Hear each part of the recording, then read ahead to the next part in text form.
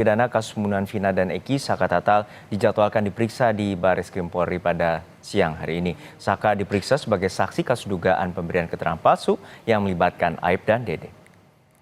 Pada pemeriksaan Saka di Bareskrim, kuasa hukum Titin Prialiantini menegaskan akan membawa berita acara pemeriksaan atas nama Aib dan Dede yang relevan dengan pemeriksaan dan persidangan 8 tahun lalu. Direktorat Tindak Pidana Umum Bareskrim saat ini tengah mendalami dugaan pemberian keterangan palsu oleh Aib dan Dede dalam kasus pembunuhan Vina dan Eki.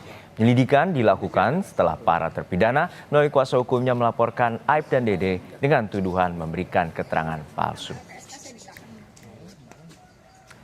Terkait informasi terkini atas pemeriksaan Saka Tatal di Bareskrim Polri, kita sapa jurnalis Kompas TV Dian Silitonga. Dian, siang hari ini pemeriksaan akan dilakukan oleh tim Bareskrim Polri. Lalu seperti apa proses pemeriksaan dan apa saja materi yang akan digali pada Saka?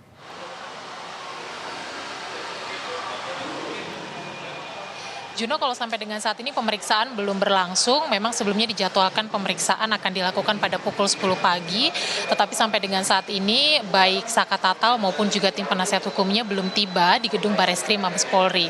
Jadi memang pemeriksaan tentu saja belum berlangsung. Tapi seperti yang kita tahu bahwa hari ini Saka Tatal diperiksa oleh Bareskrim Polri sebagai saksi terkait kasus dugaan pemberian keterangan palsu yang dilakukan oleh Aib dan Dede yang disebut sebagai saksi kunci dalam kasus pembunuhan Vina dan Eki. Karena memang lewat keterangan keduanya lah kemudian penyidik Polres Cirebon pada 2016 yang lalu menangkap 8 orang yang kemudian ditetapkan sebagai tersangka dan saat ini menjalani proses hukuman begitu ya.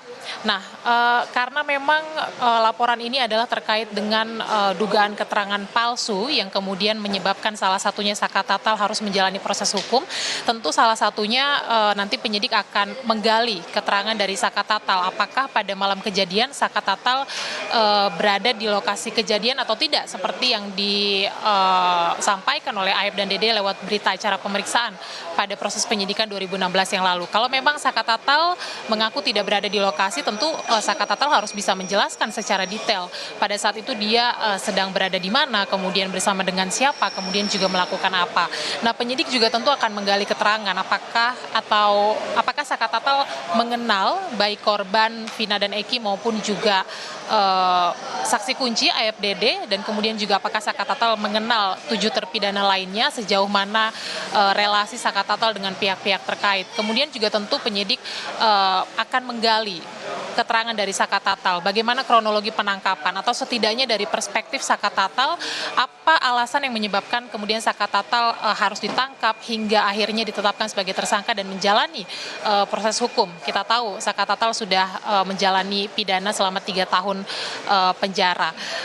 Kemudian juga seperti yang kita tahu, selain Saka Tatal diperiksa sebagai saksi hari ini, penyidik Bareskrim Mabes Polri juga sebelumnya sudah memeriksa 7 terpidana lain yang masih menjalani masa tahanan, baik itu di Rutan Kelas 1 Bandung maupun juga di salah satu lapas di Kabupaten Bandung, Jawa Barat. Dan tentu saja pemeriksaan terhadap saksi-saksi maupun juga para pelapor ini nanti akan menjawab apakah laporan dugaan pemberian keterangan palsu Aib dan Dede ini terbukti mengandung unsur tindak pidana atau tidak. Kalau berdasarkan alat bukti yang cukup, kemudian penyidik meyakini bahwa memang laporan tersebut mengandung unsur tindak pidana, tentu saja nanti Aib dan Dede ini bisa ditetapkan sebagai tersangka dalam kasus ini. Juno.